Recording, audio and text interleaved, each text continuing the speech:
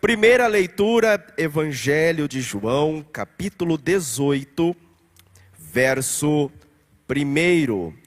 Diz assim o texto: Tendo Jesus dito isso, saiu com os seus discípulos para além do ribeiro do Cedron, onde havia um horto, no qual ele entrou com os seus discípulos. E Judas, que o traía, também conhecia aquele lugar, porque Jesus muitas vezes se ajuntava ali com os seus discípulos. Tendo, pois, Judas recebido a corte e oficiais dos principais sacerdotes e fariseus, veio para ali com lanternas e archotes e armas. Sabendo, pois, Jesus todas as coisas que sobre ele haviam de vir, adiantou-se e disse-lhes: A quem buscais? E responderam-lhe: A Jesus, o Nazareno. Disse-lhes Jesus: Sou eu. E Judas, que o traía, estava também com eles. Quando, pois, lhe disse: Sou eu, recuaram e caíram por terra.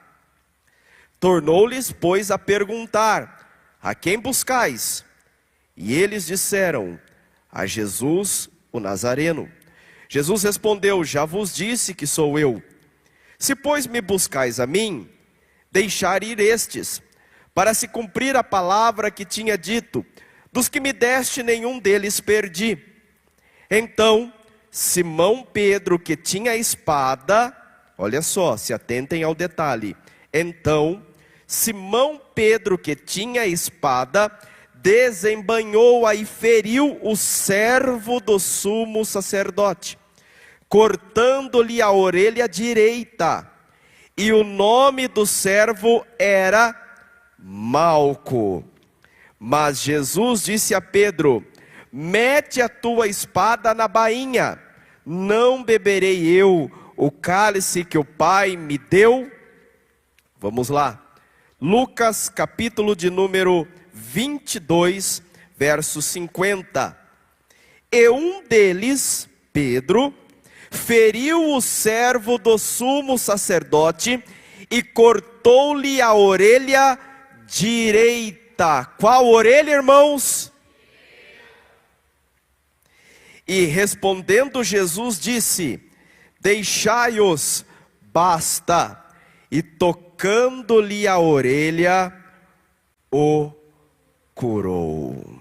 Pai, toda honra, toda glória e todo louvor pertence ao Senhor. Obrigado por esta manhã. Nós, ó Pai, estamos com os corações abertos e desejosos de ouvir a Tua voz, de receber as orientações da Tua palavra. Espírito Santo, tenha liberdade nesta manhã, no nome que é sobre todo nome, o nome santo de Jesus Cristo. E quem crê, diga amém. Os irmãos podem se assentar. E assim que os irmãos se assentarem, deem a Jesus uma linda salva de palmas. Aleluia! Glória a Deus, aleluia! E os irmãos também que estão nos acompanhando de forma online, não saia daí, continue conectado, porque Deus tem uma palavra do céu para o seu coração. Queridos, o Espírito Santo de Deus colocou um tema no meu coração para esta mensagem. E o tema é: Jesus vai colocar a orelha direita no seu lugar. Repitam comigo: Jesus vai colocar a orelha direita no seu lugar. O cenário da onde nós lemos é a cidade de Jerusalém, festa da Páscoa. Comecem a observar, quinta-feira à noite, uma quinta-feira fria, uma quinta-feira gelada, 3 anos de ministério do Senhor Jesus. E agora Jesus está entendendo que é chegada a sua hora. Jesus então reúne os discípulos, 12, leva-os ao cenáculo, e aí nós começamos a entender aquilo que João capítulo 13 começa a nos relatar, que Jesus lava os pés aos discípulos. Jesus ministra a ceia a eles. O Senhor então ora ao Pai, a oração sacerdotal, e após aquele período de comunhão com os discípulos, o Senhor então os convida a ir até um horto chamado Getsêmani. Na leitura que nós fizemos diz que Jesus costumeiramente ao estar em Jerusalém, ele levava os discípulos até aquele local, que era um local de ensino, que era um local de oração, de comunhão. Então os discípulos já estavam ambientados com o lugar físico do Getsêmani. Só que neste momento em que Jesus e os discípulos se direcionam ao Getsêmani, um deles, Judas Iscariotes, ele se desgarrou, ele se separou, ele desviou a sua rota, porque o diabo já havia posto em seu coração a decisão de trair ao Senhor Jesus. E Judas agora vai ter com a nata da religião judaica, com o clero, com os principais dos sacerdotes, com o sinédrio, com o sumo sacerdote Caifás, para trair ao Senhor. E aqui já começa o primeiro ensino aos nossos corações nesta manhã. Todas as vezes que nos afastamos de Jesus, todas as vezes que nos separamos da comunhão do corpo de Cristo, estamos fadados a traí-lo, estamos fadados a errar, estamos fadados a trair ao Senhor Jesus. Por isso que a Bíblia é clara e diz: quão bom e quão suave é que os irmãos vivam em união, em um só corpo. Como fala lá em Efésios, nós temos um só Deus, uma só fé, um só batismo, uma só comunhão, e nós devemos estar, meus irmãos, levando uma vida aos pés de Jesus. Amém ou não amém? Judas tomou a decisão de se separar. Enquanto Jesus e os discípulos foram para o Getsêmani, Judas vai trair ao Senhor sozinho. Judas vendeu Jesus, o traiu por 30 moedas de prata. Chegou perante Caifás, Anás e todo o clero, religião judaica, e falou: eu vou entregar aonde ele está. Neste momento, Caifás, que liderava aquele motim para prender a Jesus, ele chama o seu servo particular. O nome do servo era Malco. A Bíblia é clara e os 4 evangelistas narram esta passagem. E os 4 evangelistas dizem que Malco era servo do sumo sacerdote. Os irmãos vão entender. Malco então chama a guarda do templo, e conduzidos por Judas vão para o Getsêmani. Quando eles estão entrando no Getsêmani, Jesus já os avista de longe. E Jesus vai na direção daqueles homens e faz a seguinte pergunta: a quem vós buscais? Malco, que estava à frente junto com Judas, diz: buscamos a Jesus, o Nazareno. Jesus abre a boca e diz: sou eu. Queridos, é muito lindo isso daqui. Porque a hora que Jesus, imaginem só, vamos imaginar, Judas, Malco e a guarda do templo, homens militarmente preparados, armados. O texto diz que eles vão de encontro com armas, com lanças, com arcoches, para prender a Jesus. Havia ali uma tropa, juntamente com Malco e Judas. E a hora que Jesus abre a boca e diz: sou eu, poder saiu das palavras de Jesus. Virtude saiu das palavras de Jesus.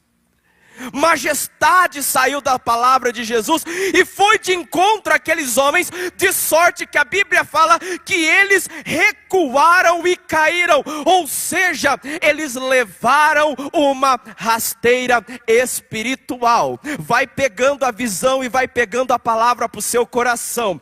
O inferno pode se levantar com tropas de demônios, com artimanhas para te prender, para tentar te parar, para te paralisar, para neutralizar a sua casa, a sua palavra, a sua família. Mas nós nesta manhã estamos diante de Jesus, e na nossa vida Ele diz: sou eu que te guardo, sou eu que te guio, sou eu que te protejo, sou eu que te sustento, sou eu que te alimento, sou eu que te direciono. Então quando Jesus abre a boca e direciona a palavra para as nossas vidas, o diabo tem que recuar, o diabo cai por terra, os demônios levam uma rasteira sobre eles. Por quê? Porque na nossa vida está o grande eu sou. Aleluia!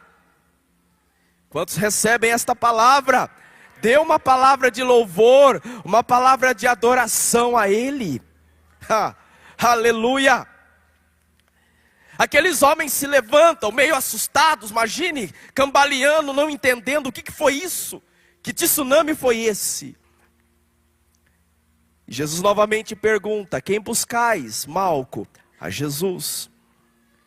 Jesus fala: já vos disse que sou eu. Neste momento Judas vai em direção ao Senhor. E a Bíblia menciona que Judas dá um beijo em Jesus. O que é um beijo na nossa concepção? Em qualquer lugar do mundo, meus irmãos, aqui no Brasil, em qualquer continente, se você for na Ásia, na África, na Oceania, na Europa, na América do Sul, na América do Norte, em qualquer país, província, cidade, município, é a mesma linguagem. O beijo é o símbolo maior de uma expressão de amor. O pai beija o filho, os filhos beijam os pais, o marido beija a esposa beija o marido. É um símbolo de amor, de carinho, de comunhão. E Judas trai ao Senhor Jesus, apunhala ao Senhor Jesus com um beijo. O sinal de que era o Senhor e que eles deviam prender a Jesus era aquele beijo. Judas viveu 3 anos com Jesus. E lhe dá um beijo de traição.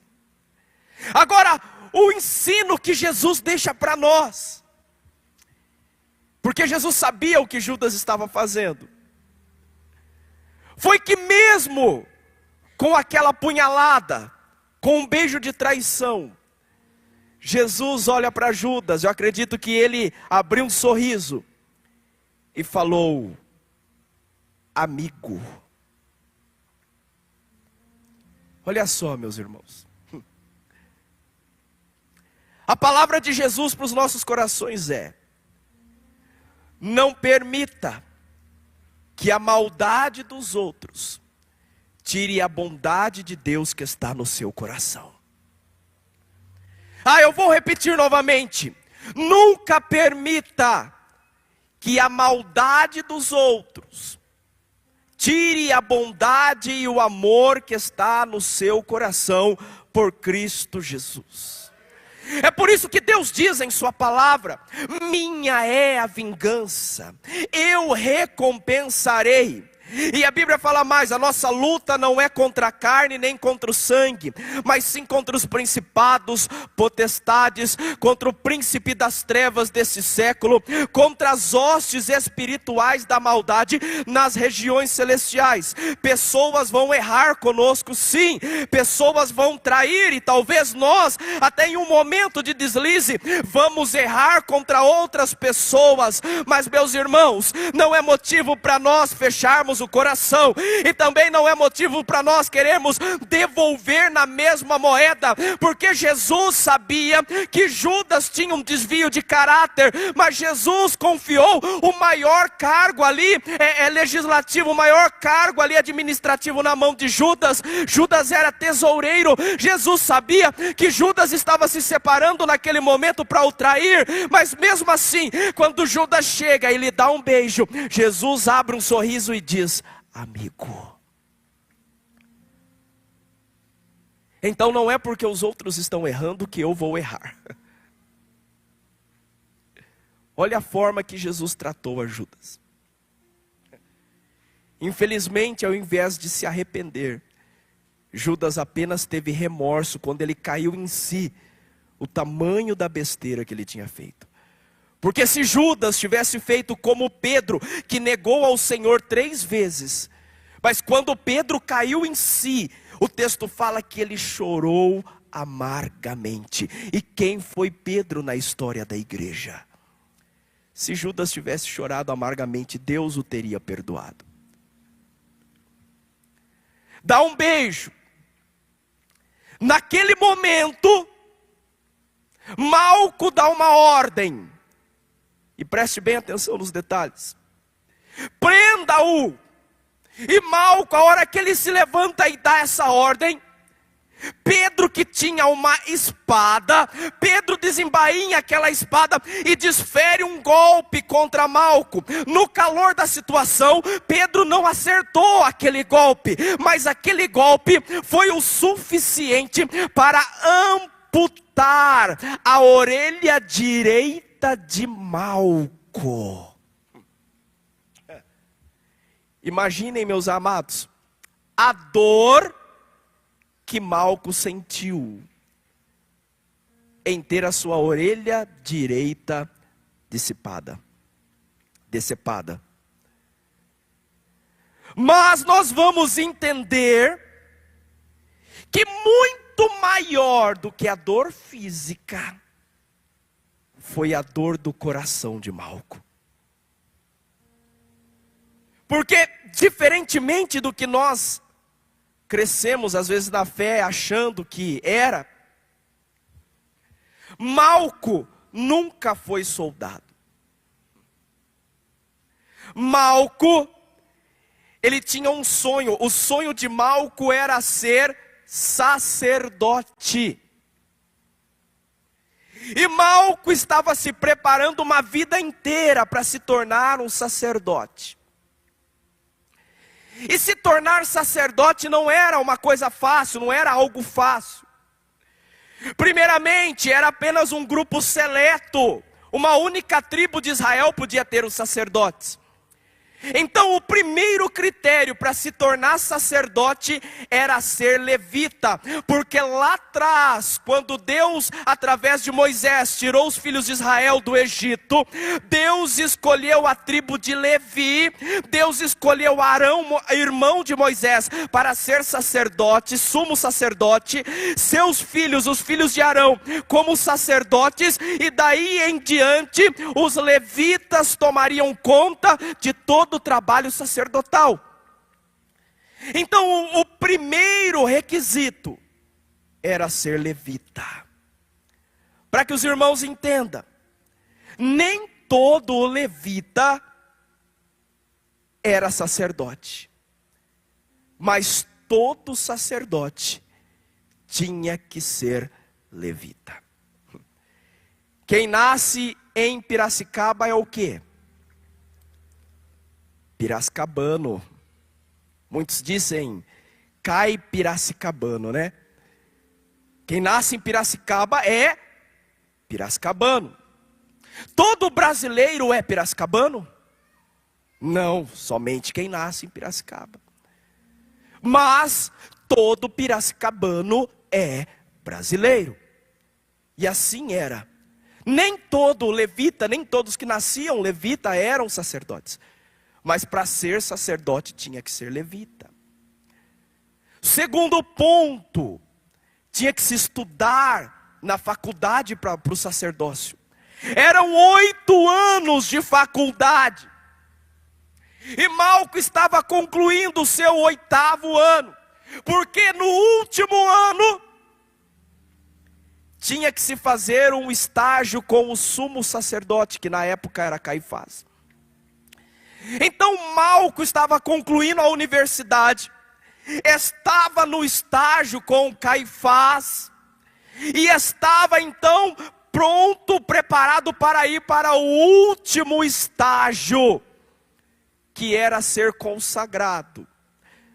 Para ser consagrado, Levíticos 21, 21, se puderem colocar para nós.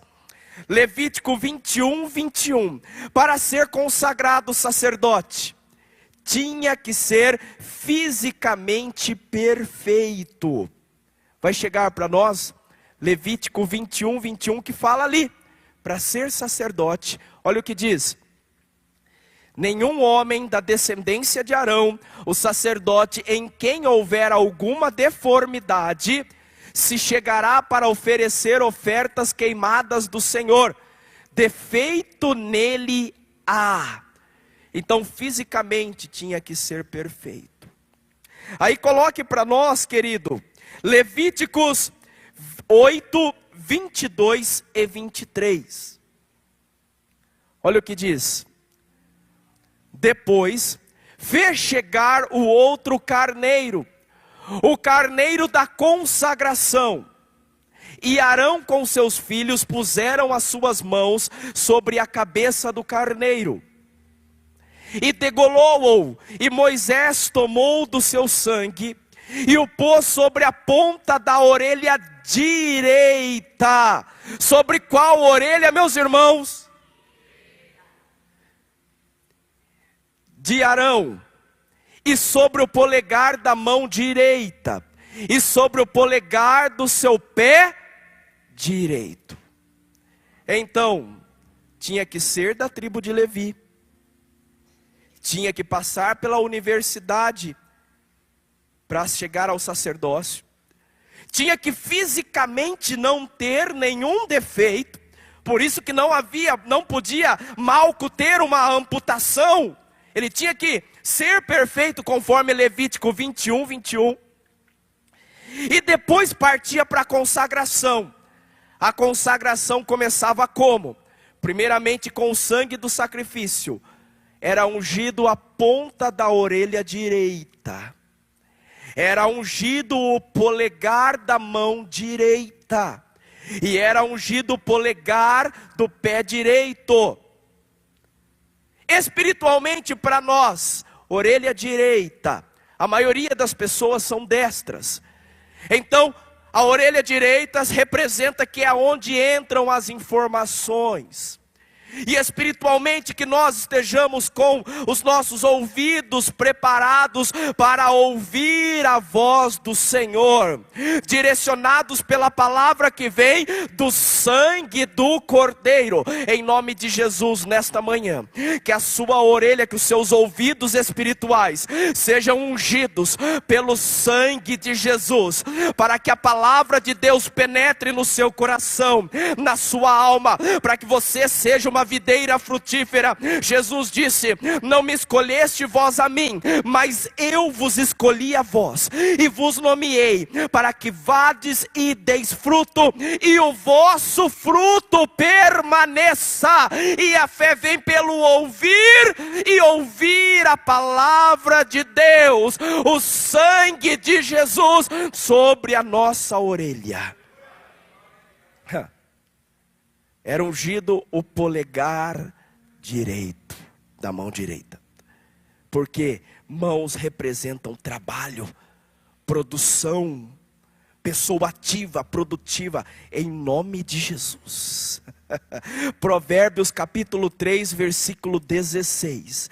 Na sua mão direita há aumento de dias, e na sua mão esquerda riquezas e honra. Ou seja, é uma conexão, não é, meus irmãos? O cérebro, ele manda aqui informações, e a nossa mão direita trabalha com a mão esquerda, e assim nós produzimos. A palavra está falando, você na presença de Deus, honrando os princípios da palavra, terá aumento de dias. Mas não serão aumento de dias sem qualidade, não. É aumento de dias com riquezas espirituais e com honras da parte de Deus. O sangue de Jesus sobre as nossas mãos. E o sangue de Jesus sobre o pé direito. Ou seja, nós vamos caminhar anunciando a palavra do Evangelho. Nós vamos caminhar anunciando que Jesus salva, que Jesus cura, que Jesus batiza e que um dia Ele voltará para nos buscar. Aleluia. Então, no momento em que Pedro desfere aquele golpe, e ele arranca a orelha direita de Malco, era muito mais do que um defeito físico. Ali estava morrendo um sonho. Infelizmente, na nossa caminhada, existem pessoas que até caminham com Jesus,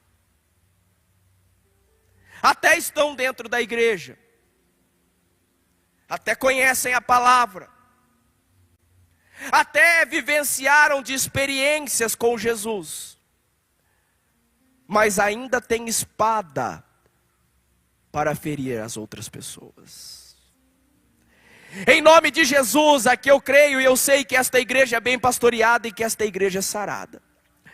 Mas se ainda há alguém que está guardando espadas, isso no seu momento de nervoso, de fúria, você não está olhando para o que a palavra diz, mas está desembaiando a sua espada e está ferindo pessoas. Jesus nesta manhã está falando, joga essa espada fora, pega a espada que é a minha palavra. A minha palavra é uma espada de dois gumes, ela penetra no íntimo da alma, das juntas, das medulas, é apta para discernir pensamentos e intenções do coração. Jesus não nos chamou para lutar contra a carne e o sangue. Jesus não nos chamou para ferir pessoas. Jesus não nos chamou para querer nos colocar de pé, para crescermos, porque qual é o tema desse ano? É necessário que ele cresça, mas para ele crescer, nós temos que diminuir. Meus irmãos, Jesus não nos chamou para lutar com armas carnais. Mas a palavra diz que as armas da nossa milícia não são carnais. E sim, recebe essa palavra. Ah, meus irmãos, e sim, poderosas em Deus para a destruição das fortalezas. Lembrem do beijo de Judas apunhalando a Jesus. O que Jesus fez? Sorriu e disse: amigo, joga fora essa espada, meu irmão. Joga fora essa espada, minha irmã. Pedro estava há 3 anos com Jesus, assim como Judas.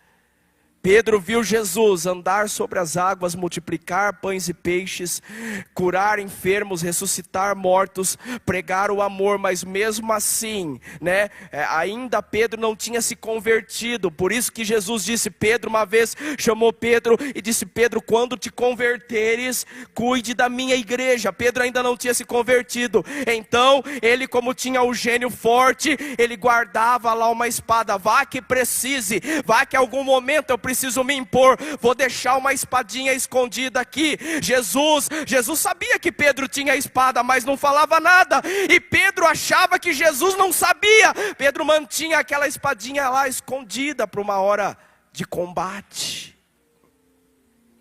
O nosso combate, meus irmãos, é o joelho no chão. O nosso combate é jejum e oração.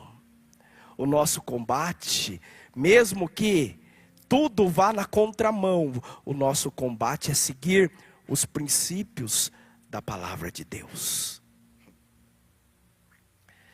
Naquele momento, Jesus deu a ordem: Pedro, guarda sua espada. E agora eu imagino Malco, além de estar sentindo a dor física, mas o coração de Malco estava desfalecendo. Foi-se uma vida inteira de preparação. Foi-se aquilo que eu prometi aos meus pais, que me tornaria sacerdote, que traria orgulho para nossa casa, que conduziria o sacrifício, o louvor e a adoração ao nosso Deus diante do nosso povo. Malco começa a trazer à memória o seu pai lhe ensinando a Torá. Malco começa a trazer à memória quando ele foi e assistiu à primeira aula da universidade, da escola de sacerdotes. Malco começa a trazer à memória e diz a tradição não é a palavra de Deus, que faltava uma semana para Malco ir para o ritual, que ele seria avaliado, é perfeito fisicamente, recebia a marca do sangue na ponta da orelha direita, no polegar direito, no pé direito, e ali o sumo sacerdote falaria: a partir de hoje você é um sacerdote na presença de Deus. E há uma semana Malco é surpreendido por alguém que lhe fere, e seus sonhos vão de água abaixo. A diferença de Malco está num outro lugar, numa outra cena, e naquela cena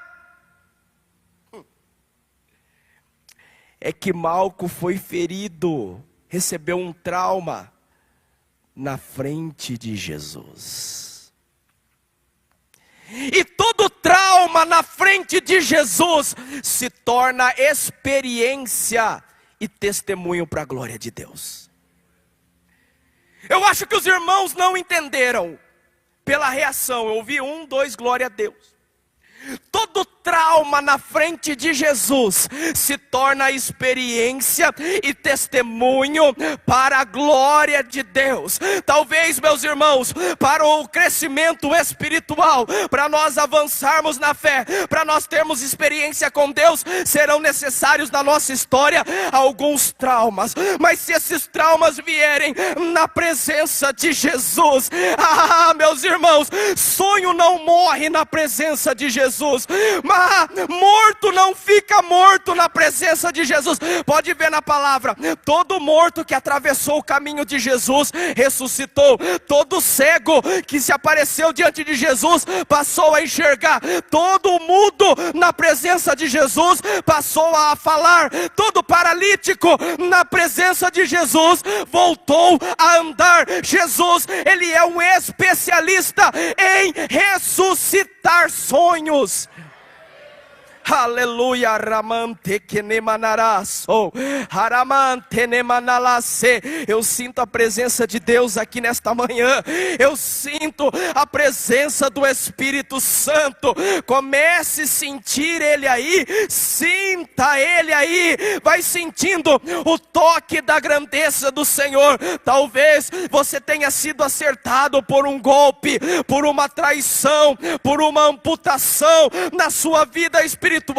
O seu coração então está fechando. Talvez você diga: eu só vou de domingo, vou sentar lá, vou ouvir a palavra, vou dar glória a Jesus e vou voltar para minha casa. Mas Jesus te entregou um chamado, Jesus te entregou um ministério, Jesus ungiu a sua voz, a sua garganta para louvar o nome dele. Jesus te entregou o dom da palavra para anunciar o evangelho. Jesus te deu uma mente fértil para ser um professor, uma professora. Jesus te deu visão para se tornar o melhor diácono e a melhor diaconisa da região. Jesus te chamou para ser produtivo. Então, por mais que golpes vieram para te acertar, que orelhas espirituais foram amputadas, nesta manhã, Jesus...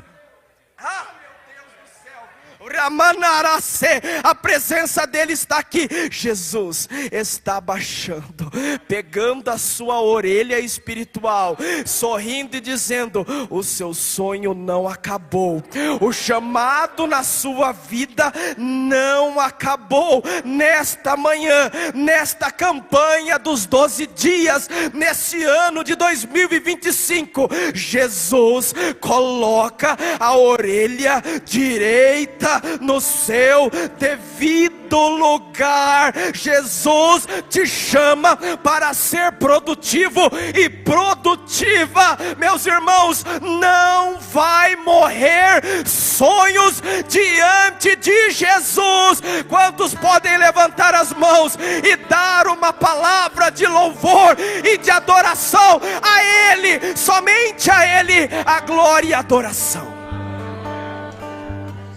Uraman teremanda labaço decai. Uramanará seremanda labaço decai. Se coloquem em pé na presença de Jesus.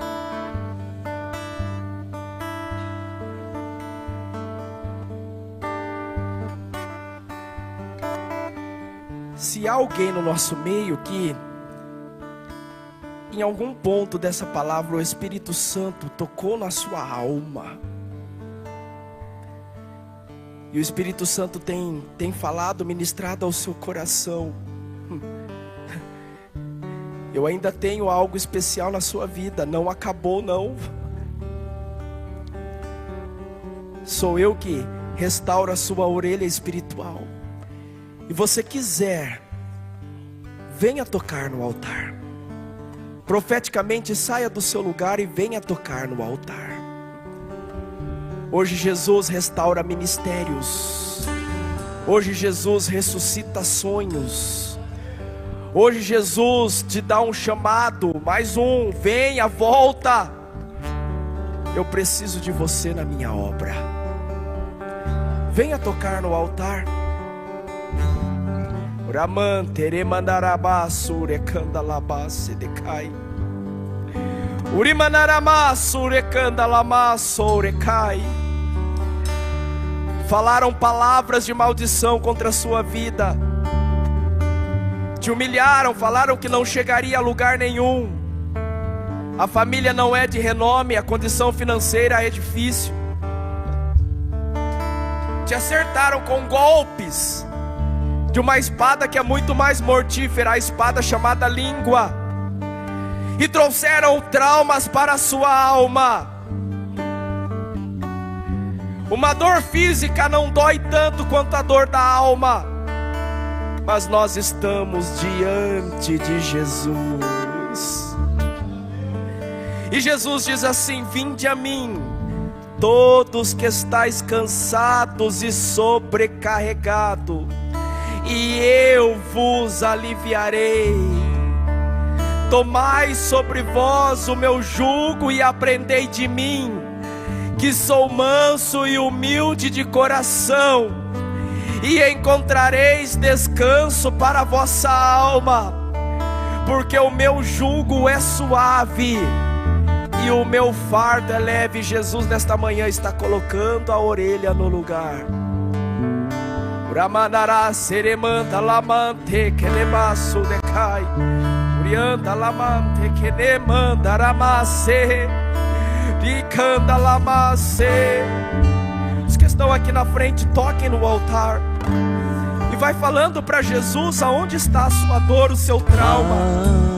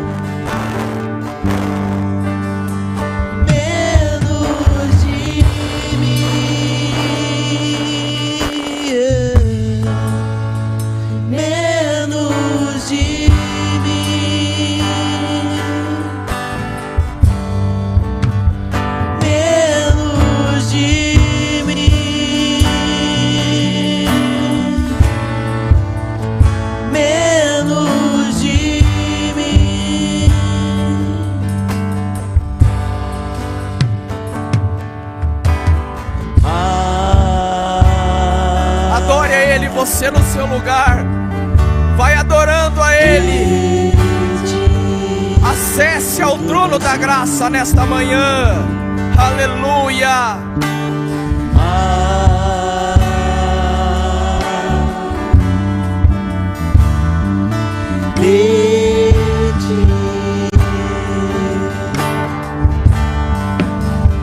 Menos de mim, menos de mim,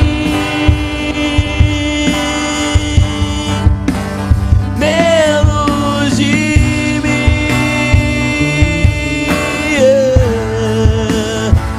menos de mim.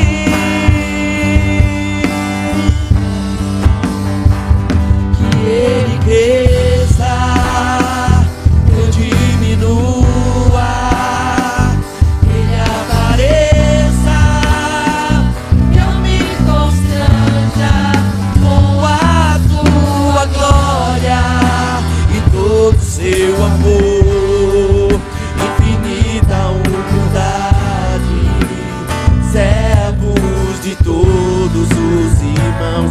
Que Ele cresça, eu diminua, Ele apareça, eu me constranja com a tua glória e todo seu amor, infinita humildade, servo de todos os irmãos. Providencie para mim, por favor, um azeite, um frasco de azeite, por gentileza. Os amados que vieram até aqui ao altar, vou pedir para os irmãos se achegarem um pouco mais para cá. Vem para cá, minha irmã. Vem para cá, meu irmão. Chega aqui, minha irmã.